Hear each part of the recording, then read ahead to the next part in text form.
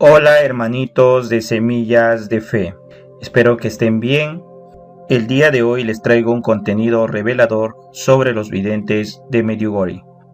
Este es un testimonio de lo que sucedió a Viska Ivanovich y a Jakub Cholo cuando la Virgen les enseñó el cielo, el purgatorio y el infierno. Pero el día de hoy vamos a hablar explícitamente de lo que vieron en el infierno. El padre Janko Buvalov preguntó a Ivanka en una entrevista en 1983 sobre la experiencia que tuvo en el infierno. Ivanka dijo lo siguiente: estábamos en la casa de Jacob y la Virgen nos dijo, ya es hora. Me acuerdo que Jacob dijo, llévate solo a Viska, porque ella tiene varios familiares allá arriba. A mí no, porque soy hijo único. Jacob tenía miedo de que no íbamos a volver, pero la madre nos sujetó, a Jacob de la mano izquierda y a mí de la derecha, cuando de pronto vi el techo como que si se abriera, y de pronto ya estábamos allá arriba, en el cielo, en el paraíso. Es algo grandioso, único. Y allí vi una luz radiante que no existe acá en la tierra, algo grandioso. Luego ella nos llevó al purgatorio y de allí al infierno. En el infierno vi un fuego ardiente, parecía un mar de fuego. Había mucha gente adentro. En primera instancia parecían normales, cuando de pronto apareció una ráfaga de fuego que los transformó y allí parecían animales. Algunos lanzaban muchas blasfemias. Era horrible. La Virgen nos dijo, estas personas que ven acá son aquellas que quisieron que esto fuera así. Están por su propia voluntad. El padre Buvalov preguntó a Viska, ¿la Virgen quiso que revelaran todo esto? ¿O por qué te mostró la Virgen el infierno? Viska contestó, sí, ella lo quiso, por supuesto. Nos lo mostró para mostrarnos cómo son los que caen allí, qué les pasa a los que no hacen la voluntad del Padre.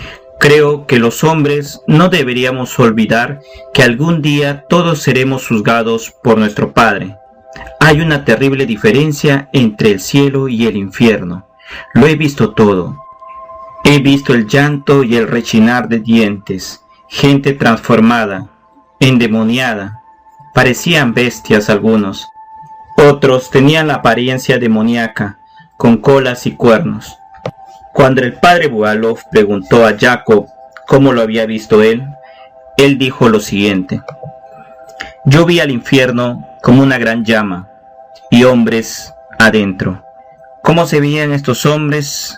Bueno, se veían ennegrecidos, permanecían en las llamas y cuando salían de las llamas se volvían cada vez más negros, cambiaban de color exactamente. No son exactamente hombres, están entre hombres y bestias, una combinación de todo.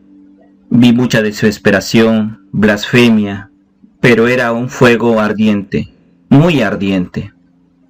El padre Buvalov le dijo, ¿y qué dijo la Virgen María cuando viste el infierno? Ella me dijo, hijo, aquí vienen los que no han seguido el camino de Dios. Por eso la Madre muchas veces en su mensaje nos ha pedido dos cosas, oración y conversión. Mensaje de la Virgen en Anguera, Brasil, a nuestro hermano Pedro Reyes.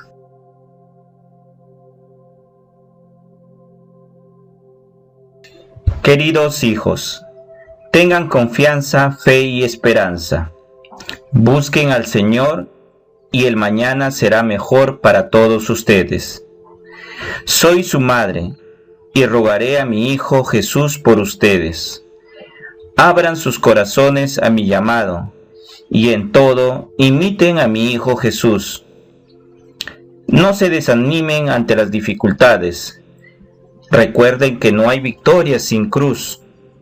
Doblen sus rodillas en oración y todo terminará bien para ustedes.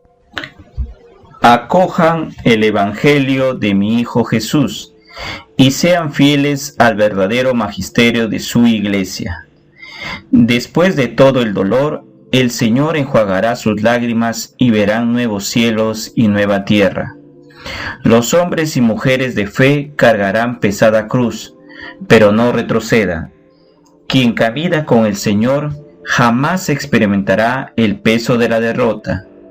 Los enemigos de Dios avanzarán, pero la victoria vendrá por medio de los que aman y defiendan la verdad. Adelante por el camino que les he señalado.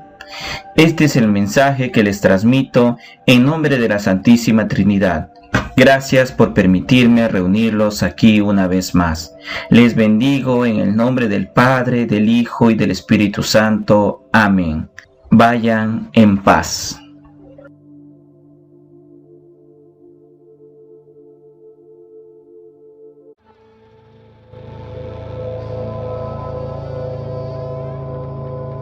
Siete mensajes de Jesús a la Iglesia del fin de los tiempos. El Evangelio, según San Marcos, proclama: Jesús, resucitado, al amanecer del primer día de la semana, se apareció primero a María Magdalena, de la que había echado 7 demonios.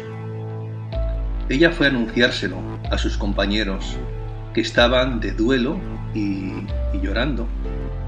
Ellos, al oírle decir que estaba vivo y que lo habían visto, no la creyeron. Después se apareció en figura de otro a 2 de ellos, que iban caminando a una finca. También ellos fueron a anunciarlo a los demás, pero no los creyeron. Por último se apareció Jesús a los 11, cuando estaban a la mesa, y les echó en cara su incredulidad y dureza de corazón, porque no habían creído a los que lo habían visto resucitado, y les dijo: id al mundo entero y proclamad el Evangelio a toda la creación. El acento de la última aparición del resucitado a los 11 en el Evangelio de San Marcos está en la incredulidad de los apóstoles. A ciencia cierta, en la aparición del viviente a los suyos, les echó en cara su obstinación a reconocer en el hecho del sepulcro vacío el acontecimiento profetizado de la resurrección. Un rapapolvo que denuncia toda la dureza de corazón a acoger el mensaje del Emmanuel en Galilea. Ha llegado la hora. Está cerca el reino de Dios. Convertíos y creed la buena noticia. Por eso el Señor reprocha a los 11 su escepticismo. Con todo, no fue esta la última reprimenda del Hijo de Dios a los suyos, porque hubo posteriormente más. De hecho, en el Apocalipsis, el primogénito de entre los muertos se dirige a su iglesia por medio de 7 cartas, en las que hace las desaprobaciones postreras. Y dado que estamos viviendo los tiempos apocalípticos, es decir, tiempos proféticos, conviene hacer un examen de conciencia a la luz de las últimas amonestaciones del jinete del caballo blanco del primer sello del Apocalipsis a su iglesia, la de los tiempos finales. Porque estamos viviendo tiempos de oscuridad en los que el humo de Satanás, revistiéndose de ángel de luz, engaña y ciega, haciendo ver que no hay mal en lo que hacemos. Por eso, para no perder la dirección en los tiempos del fin, es perentorio escuchar interiorizar las recriminaciones que hace el que es, el que era y ha de venir a la Iglesia de los últimos tiempos. El Señor es un Dios amoroso que nos hace ver el pecado para darnos la gracia del arrepentimiento y liberarnos de posibles desatinos, y así, acomodados a la voluntad de Dios, poder progresar en las virtudes y tender a la santidad. En pocas palabras, las amonestaciones postreras del Señor, contenidas en 7 cartas, son una especie de evaluación divina que nos ayuda a tener nuestra vida espiritual bajo el control y la guía del Alfa y la Omega. Las cartas a las 7 iglesias se trata más propiamente de un único gran mensaje, articulado en 7 partes, en las que Jesucristo habla en primera persona. Se dirige a su iglesia, la de los últimos tiempos, la juzga y purifica con sus palabras. Los reproches dirigidos a cada una de las 7 iglesias de Asia tienen un alcance general dirigido a la totalidad de los creyentes, exhortándonos a la conversión para que renovemos nuestro compromiso a favor del reinado eucarístico, o también llamado reino de la divina voluntad.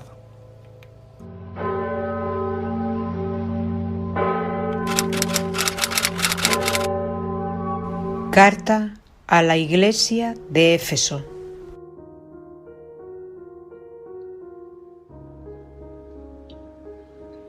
Esto dice el que tiene las 7 estrellas en su derecha, el que camina en medio de los 7 candelabros de oro. Tengo contra ti que has abandonado tu amor primero. Acuérdate, pues, de dónde has caído, conviértete y haz las obras primeras, si no, vendré a ti y removeré tu candelabro si no te conviertes. Es una reprimenda clara y fragante, porque el Señor muestra que se siente personalmente afectado por el enfriamiento del amor. El mandamiento del amor es su mandamiento, y donde el amor se vuelve tibio o rígido, allí se siente como si estuviera apartado. La Iglesia está hecha de amor, nació del amor que el Señor puso por primera vez en ella y que ella tuvo por él. Y no quiere que la Iglesia de Éfeso se distancie de ese ontanar primigenio. Al contrario, quiere anclarla cada vez más en él. Pero ahora, en los tiempos postreros, ha olvidado la fuente original y ha descuidado el amor inicial, porque, abismada en las obras, no tiene tiempo para la adoración al Santísimo Sacramento del altar. Y así, ahora que el Señor ha desvelado y nombrado la enfermedad, le indica a la Iglesia de Éfeso el remedio. Por eso, Éfeso debe recordar, tiene que hacerlo, para hacer una comparación entre el pasado y el presente. Lo que le importa al Señor es el amor, porque las obras de Éfeso, a sus obras les falta amor sobrenatural, amor eucarístico. Externamente no hay nada malo en ellas, pero el espíritu del que están hechas no es el adecuado, ya que mimetiza el espíritu de una ONG. Las obras, claro que deben continuar, pero con un espíritu diferente, en el espíritu de la plenitud, esto es, el primer amor, a saber, Jesús, amor eucarístico. De lo contrario, el Señor despojará a la Iglesia de su carácter, o sea, la privará notablemente de su vínculo con el Espíritu Santo y se asemejará a la primera pareja humana, que después de haber disfrutado de los frutos, conserva el amargo recuerdo de su antiguo estado paradisíaco. Recordará la felicidad de la que disfrutó, del amor del Señor, que se desvaneció irremediablemente. Encontrará escasez, desamparo y sacrificios en todas partes, pero que en ningún caso la llevarán a un amor palpable, lo que dará paso a un vacío que se percibirá como absurdo.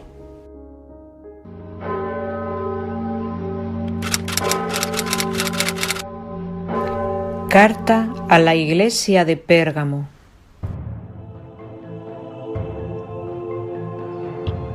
Esto dice el que tiene la espada aguda de doble filo. Tengo algo contra ti.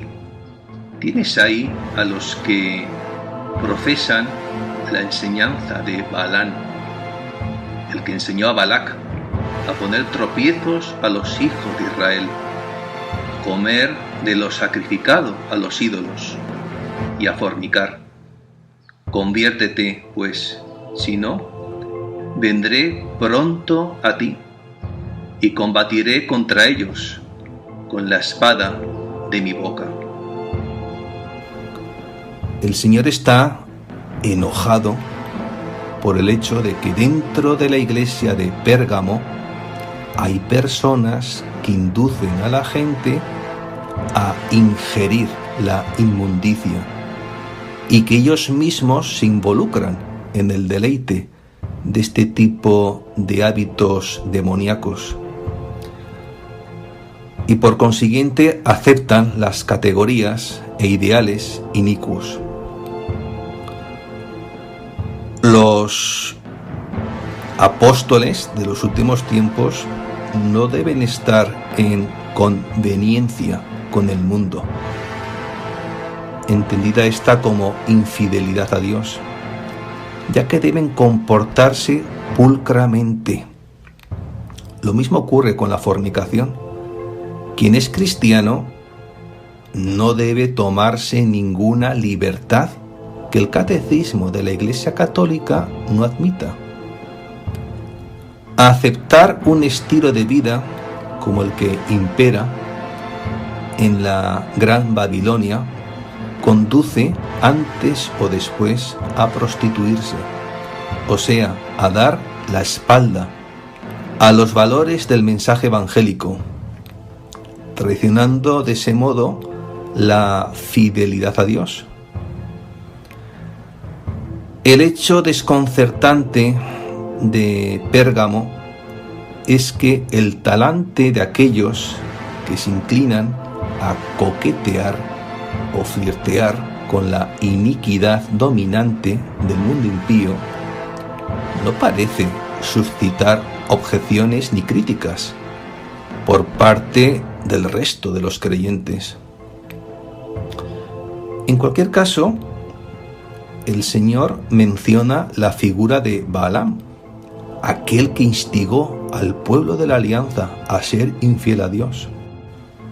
Por tanto, la historia de Balaam, paradigma del corruptor, provocador de la caída religiosa del pueblo elegido, mediante la aceptación de un estilo de vida diferente al propuesto en la Sagrada Escritura, debería ser una advertencia muy seria para la Iglesia de los últimos tiempos, a fin de ayudarla a reflexionar sobre el peligro de las directrices de los falsos profetas, ralea de Balaam. Obviamente, los creyentes deben arrepentirse de haber permanecido en silencio veleidoso, de no haber luchado contra la contaminación del jinete del caballo rojo, del segundo sello del Apocalipsis, a saber, el falso profetismo. El Señor exige arrepentimiento inmediato del desacierto, de ese comportamiento permisivo con los profetas díscolos. Es más, arrepentirse es enraizarse en la palabra de Dios, una espada de doble filo. Precisamente la conversión hará posible restablecer una firme unión con la luz del mundo que vence a todas las tinieblas.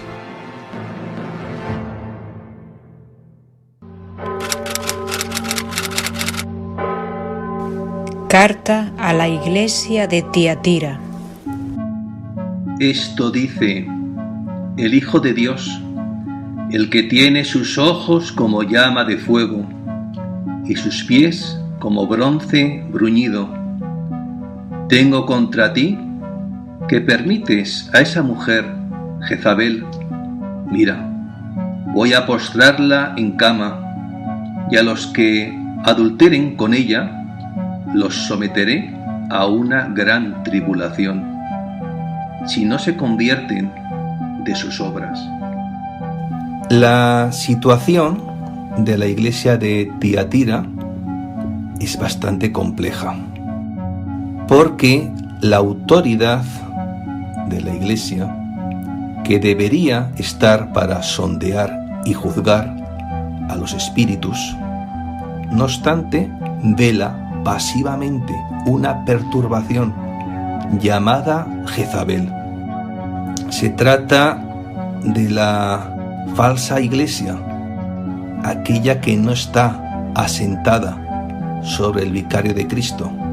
La falsa iglesia, esto es Jezabel, la seductora que embelesa a los sacerdotes, conoce la misión sacerdotal, sabe el mal que puede hacer con su desnaturalización. Desgraciadamente, la autoridad eclesial se dejó llevar por la falsedad, le dio más y más espacio, la dejó crecer hasta la perversión total. Jezabel, con sus dones, causó impresión en los sacerdotes, haciendo, claro, un mal uso de ellos, y los sedujo. Y los sacerdotes estaban tan seducidos que ni siquiera se dieron cuenta de su caída. Aquí le habría correspondido a los creyentes supervisar e intervenir, pero debido a que sus vidas se volvieron vacías de misticismo, debido a devociones superficiales, se perdió la norma de la acción correcta y por consiguiente no se discernió la línea de actuación resolutiva. Y lo peor, que numerosos seglares son declarados adeptos del liderazgo de Jezabel. De un modo u otro, la mujer seduce a los sacerdotes para que forniquen, porque sabe que esto romperá los lazos con el Santísimo Sacramento del altar. Ella conoce este tipo de sed de deshonestidad y la usa de dos maneras: para separar a los sacerdotes de la piedad eucarística y para hacerse a sí misma indispensable a los sacerdotes. Con todo, el prolongado y empecinado pecado de los sacerdotes los llevará al horror. La gran tribulación que vendrá sobre ellos no será un castigo de expiación, sino de terror. Si bien la cuestión de su conversión permanecerá abierta. De hecho, la divina misericordia le ha dado tiempo a Jezabel, la falsa iglesia, para que se convierta. No obstante, ella está difiriendo la conversión. El Señor amonestó a la mujer y le puso una fecha límite. Este tiempo corresponde, de alguna manera, al tiempo en que ella había servido inicialmente al Señor. Aunque ella se ha alejado lentamente de Él, y Él quiere darle tiempo para que, como el hijo pródigo, vuelva por donde vino. En esta paciencia del Señor hay como una gratitud por lo que ella ha hecho en el pasado. Pero la falsa iglesia debe usar ese tiempo para el arrepentimiento y la penitencia. No se le da tiempo para que se convierta solo al final del periodo. El arrepentimiento debe comenzar inmediatamente y desarrollarse a tiempo. El tiempo que el Señor le concede es su tiempo y debe usarse como el tiempo del Señor. Si no se convierte, sin un cambio de dirección, el espanto la acompañará durante todo el tiempo de la gran tribulación. El horror que la guarda Jezabel, a saber, a los laicos desnortados y a los sacerdotes desnaturalizados de la falsa iglesia, es irrevocable, ya que no participarán de la paz del rebaño pastoreado por el sucesor de Pedro en el día de la ira de Dios.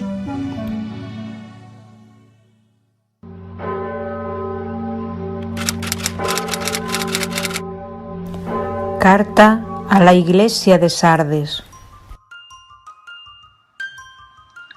Esto dice el que tiene los 7 espíritus de Dios y las 7 estrellas.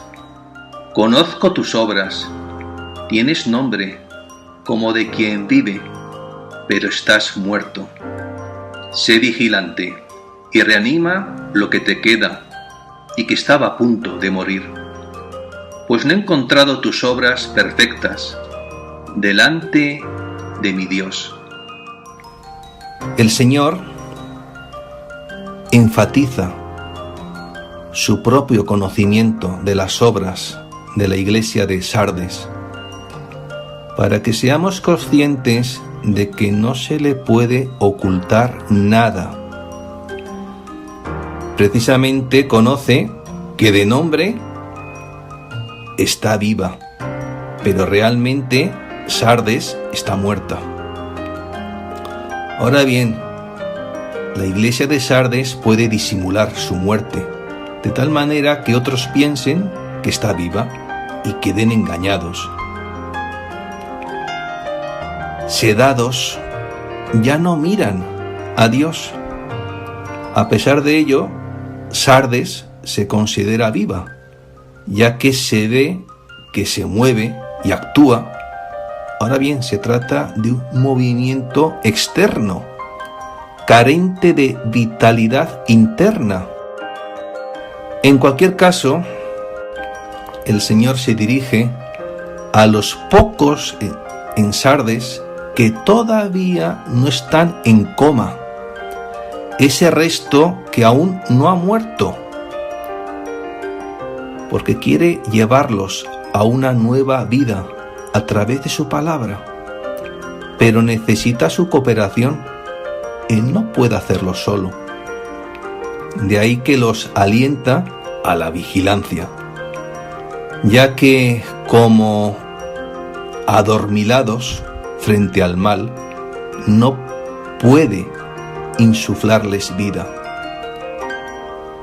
Lo cierto es que mientras los cristianos duermen, el mal avanza.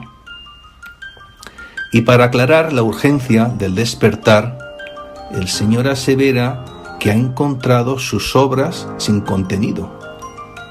Los de Sardes, en su somnolencia, podrían pensar que sus apariencias religiosas eran suficientes. Si la iglesia de Sardes se deja despertar, entonces la promesa de vida del Señor se hará posible. El arrepentimiento garantizará el perdón de Dios, hasta el punto que será una iglesia en guardia, acechando constantemente los signos de los tiempos, expectante de la venida del Señor. Sin embargo, sin conversión, su venida será olvidada y esto será para ella como la venida de un ladrón indeseado y desagradable. Más aún, será una venida punitiva, porque dormidos ante el mal fueron cómplices de la bestia. Una iglesia adormilada no da testimonio con su vida del Evangelio. Anestesiados no advirtieron la urgencia de unirse en la batalla entre Cristo y el Anticristo. Y como el maligno no descansa, mientras los de Sardes duermen, va impulsando el secularismo, legalizando leyes contrapuestas a los 10 mandamientos. La moribunda iglesia de Sardes no cavila, que no es suficiente creerse bueno, hace falta estar muy enamorado de Cristo para luchar por su reino, hasta entregar la vida.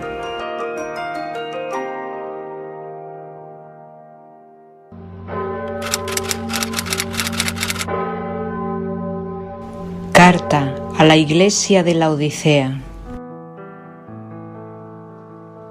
Esto dice el Amén, el testigo fiel y veraz, el principio de la creación de Dios. Conozco tus obras, no eres ni frío ni caliente. Ojalá fueras frío o caliente. Pero porque eres tibio, ni frío ni caliente, estoy a punto de vomitarte de mi boca. Porque dices, yo soy rico, me he enriquecido y no tengo necesidad de nada. Y no sabes que tú eres desgraciado, digno de lástima, pobre, ciego y desnudo. Te aconsejo que compres colirio para untarte los ojos, a fin de que veas. Yo, a cuantos amo, reprendo y corrijo. Ten pues celo y conviértete.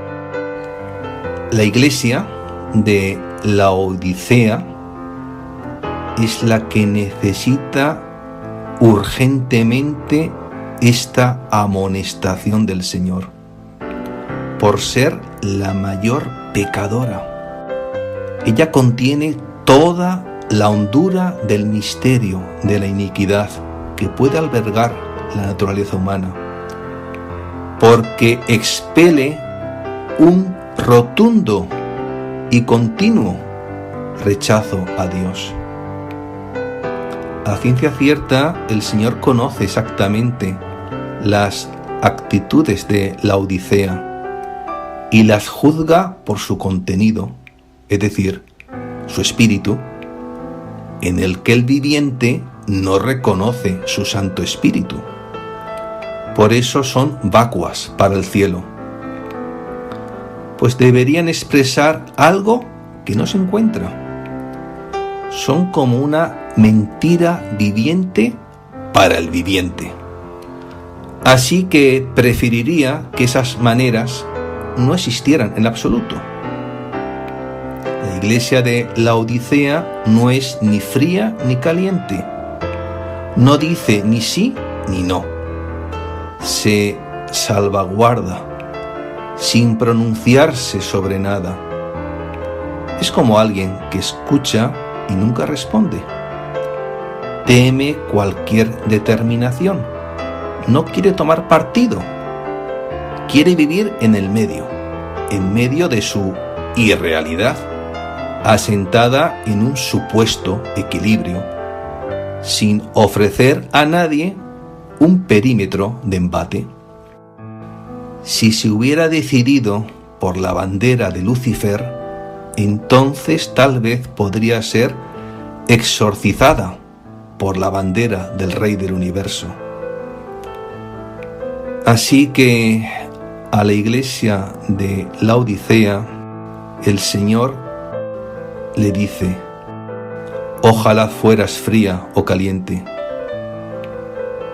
Y como no asume ninguna opción, su existencia está vacía y no dejará ningún rastro. Ciertamente, en su tibieza se encuentra el sello, la divisa de la negación del diablo: non serviam, esto es, no te serviré. El caso es que el Señor la vomita. El Hijo de Dios, que está dispuesto a recibir a todos, incluso a los pecadores más recalcitrantes, no puede dar la recepción si no se hace el más mínimo intento de vivir en su sacrosanto corazón. Un nivel mínimo de apertura es indispensable para que el Señor pueda comenzar, para romper la resistencia permanente y aumentar el grado de adhesión al fiat divino. Evidentemente, la razón del rechazo a dicha iglesia no está en él, sino en los de Laodicea. Será un rechazo que el Señor lo toma de ellos, de tal manera que el rechazo de los de Laodicea parece estar en él. Pero precisamente porque no puede tolerar el rechazo en sí mismo, lo vomita, aunque su eterna disposición a recibir sigue viva. A nadie se le escapa que ese rechazo pertinaz a la gracia por parte de Laodicea es la blasfemia contra el Espíritu Santo. Semejante endurecimiento conduce a la perdición eterna. Es sabido que la condenación eterna es posible, y no por falta de misericordia de Dios, sino porque el misterio de la libertad del hombre puede llegar hasta rechazar la divina misericordia. No somos salvados sin nuestra colaboración, sin nuestro sí, sin nuestro fiat como apertura a la gracia de Dios. El caso es que la Odisea se describe a sí misma como rica, y porque es rica no necesita nada. Está contenta consigo misma, se encierra en su riqueza y rechaza cualquier ofrecimiento que Dios brinda al hombre por medio del Espíritu Santo para que se deje redimir por la preciosísima sangre de Jesús. Nosotros somos mendigos de la gracia de Dios y nos salvamos por la gracia. Y es el Espíritu Santo el dispensador de la redención que realizó Jesucristo en la cruz. Sin embargo, la Odisea no es mendiga, al contrario, rica, por lo que piensa que ya ha alcanzado la meta, esto es, su falsa riqueza, considerando la mentira como verdad.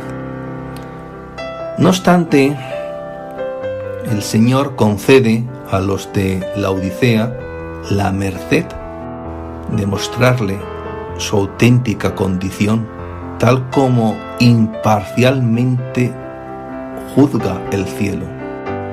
Y la sentencia que pronuncia es desde la miseria espiritual hasta la ceguera y la desnudez tangible. La iglesia de Laodicea es así, porque no se deja poseer por el Señor, porque toma su destino en sus propias manos y piensa que puede darle forma donde Dios quiso darle forma según su supremo querer e infundirle vida divina. Ciega a la verdad de Dios, se niega a ser redimida, por lo que gravita sobre ella la blasfemia contra el Espíritu Santo. No es extraño que la divina misericordia la exhorte a obtener colirio para ungir los ojos y que pueda ver, es decir, ver como el Señor ve. Ahora bien, la visión divina exige como precio por ella la renuncia a la propia visión.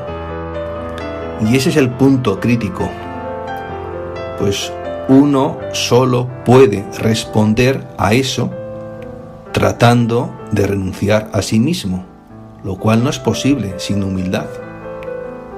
Con soberbia no se alcanza a tener la mirada y la visión de Cristo. Y dado que el Señor castiga y educa a quienes ama, por lo tanto, la Odisea será penada por amor. Una punición hiriente por amor, con la intención de abrir una llaga de par en par a la luz divina, a fin de que en espíritu de reconocimiento del pecado, la Odisea sea fervorosa en la voluntad de enmendar el pecado de blasfemia contra el Espíritu Santo. ¿Cómo? Acogiendo la gracia de la salvación. Por eso, no debería extrañar que un colosal castigo pende sobre la generación del fin de los tiempos, que habiendo perdido la conciencia del pecado, desprecia y se cierra a la gracia salvífica. Y no debería extrañar porque el gran castigo de los tiempos postreros buscará evitar que la humanidad emule la idiosincrasia de los ángeles caídos, puesto que el que blasfeme contra el prodigioso gran Pentecostés de amor será reo del fuego eterno. Ojalá que estas amonestaciones finales que Jesús resucitado dejó escritas para la iglesia de los tiempos del fin, de alguna manera nos ayuden, ¿no?, a tener un espíritu continuo de conversión, un espíritu de oración, sacrificio, para que nuestros hermanos, nuestro prójimo, también él, como nosotros, no se cierre nunca a la gracia que nos salva, la de Cristo, su preciosísima sangre, a través del Espíritu Santo.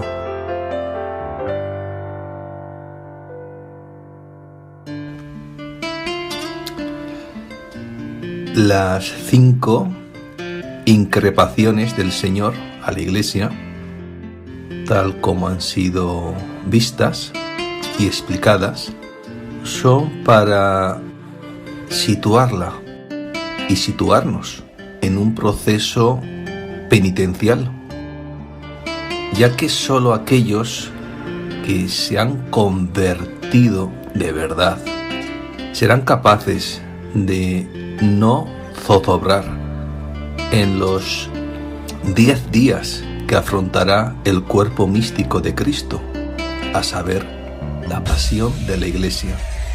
Y dado que el que es, el que era y ha de venir, el Todopoderoso, tiene perfecto dominio sobre el pasado, sobre el presente y sobre el futuro, pues es el dueño y señor de la historia, y en su divino corazón está el destino del pueblo judío, pues la parusía se encuentra estrechamente vinculada a la conversión de Israel.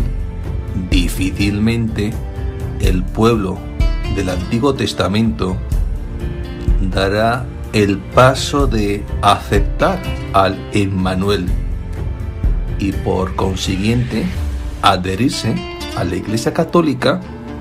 Sin ella, lo que prevalece es el no dar importancia a la Eucaristía, el escudriñar los mensajes del más allá propagados por falsos instrumentos, el galantear con la falsa iglesia, esto es la masonería eclesiástica, la indolencia en la actividad misionera por un talante soso y que se traduce en una actitud azucarada ante las acometidas del mal, y más aún el testimoniar la blasfemia contra el Espíritu Santo. De ahí que el Señor sanciona esos 5 entuertos, porque una iglesia contaminada ahuyenta al postulante, a saber, el pueblo elegido. Pero antes de la conversión de Israel, sobrevendrá el Viernes Santo del pueblo de la alianza nueva y eterna, de acuerdo al oráculo profético contenido en la carta a la iglesia de Esmirna.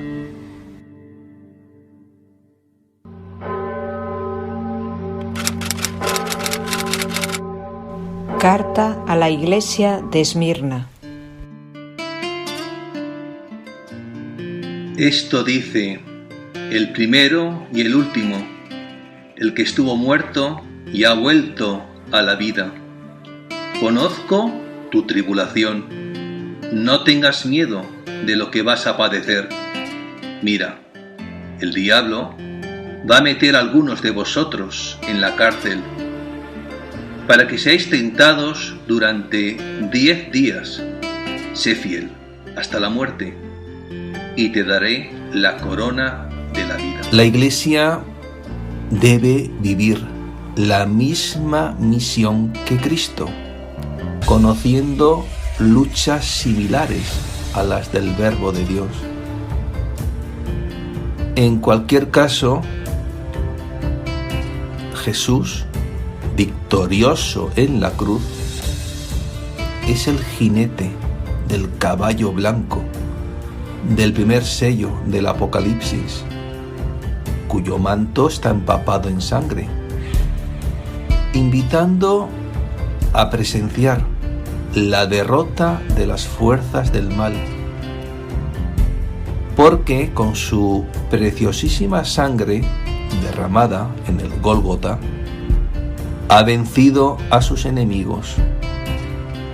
Ante esto, sabiendo que la Iglesia es la prolongación del misterio de Cristo en la historia, los miembros del cuerpo místico están llamados a revivir en sí mismos la existencia de aquel que es su cabeza, y no será el triunfo de la victoria sin transitar por la cruz. En los tiempos del final, la marcha triunfal de la Iglesia es un Vía Crucis que tendrá su epílogo en el Calvario, porque la Iglesia está llamada a revivir en sí misma la pasión de Cristo, para así merecer después la gloria de la parusía. La victoria de Dios sobre el desencadenamiento último de las fuerzas del mal se realizará con ocasión de la pasión de la Iglesia. Todo el libro del Apocalipsis es el libro del combate, de la guerra que la bestia y la serpiente antigua hacen contra el linaje de la mujer vestida del sol. Esta pelea espiritual de la Iglesia de Cristo, de acuerdo con la carta del Señor a la iglesia de Esmirna, es de 10 días. Una lucha final en la que se sufrirá bajo aquellos que son instrumentos del anticristo. Con todo, los sufrimientos del Viernes Santo del pueblo de Dios no se pueden comparar con la perpetuidad de la bienaventuranza futura. Y por eso los apóstoles de los últimos tiempos han de permanecer fieles hasta el final en la fe, el amor y la santidad, como lo fueron los mártires, que recibieron una corona de vida. Cuando el Señor dice a Esmirna que conoce su aflicción, no es solo un conocimiento teórico, está con ella, es parte de ella.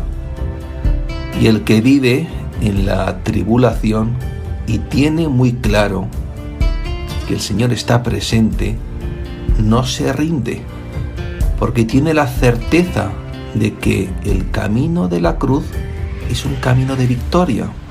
El Cordero degollado es el gran vencedor, mientras que la bestia es la derrotada. Y los de Esmirna son asociados a esa victoria. Además, se trata de un sufrimiento que se supone debe durar 10 días. Y cuando acaben, el Señor le dará la corona de la vida al vencedor. O sea, el que con humildad lucha seriamente por el reino de la Reina Celestial no sufrirá daño de la muerte segunda, a saber, el infierno.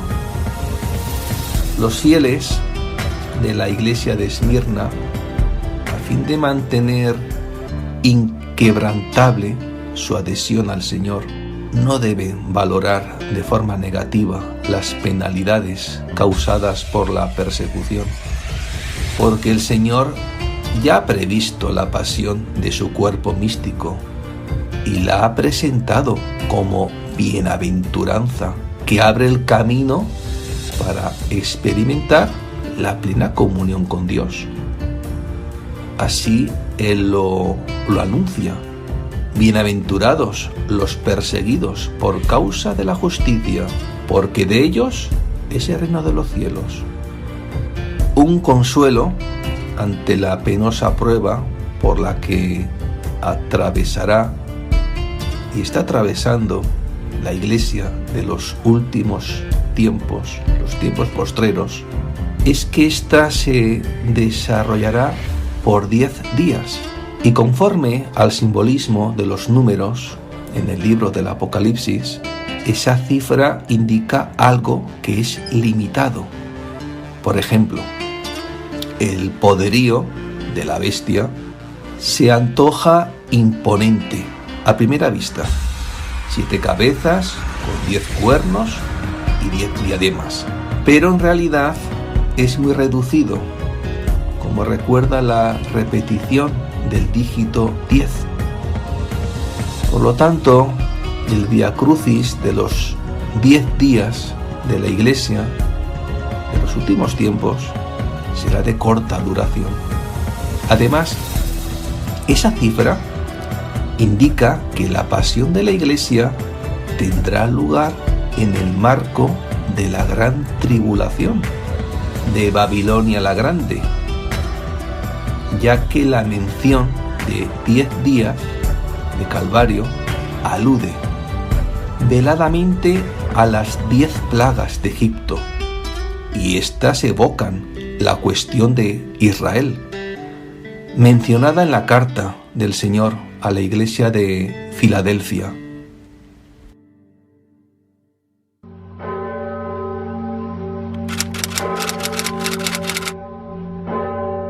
Carta a la iglesia de Filadelfia. Esto dice el santo y el verdadero, el que tiene la llave de David, de forma que si él abre, nadie cierra, y si él cierra, nadie abre.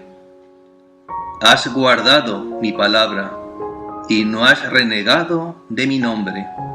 Mira, voy a entregarte a algunos de la sinagoga de Satanás, los que se llaman judíos y no lo son. Los haré venir y postrarse ante tus pies, para que sepan que yo te he amado.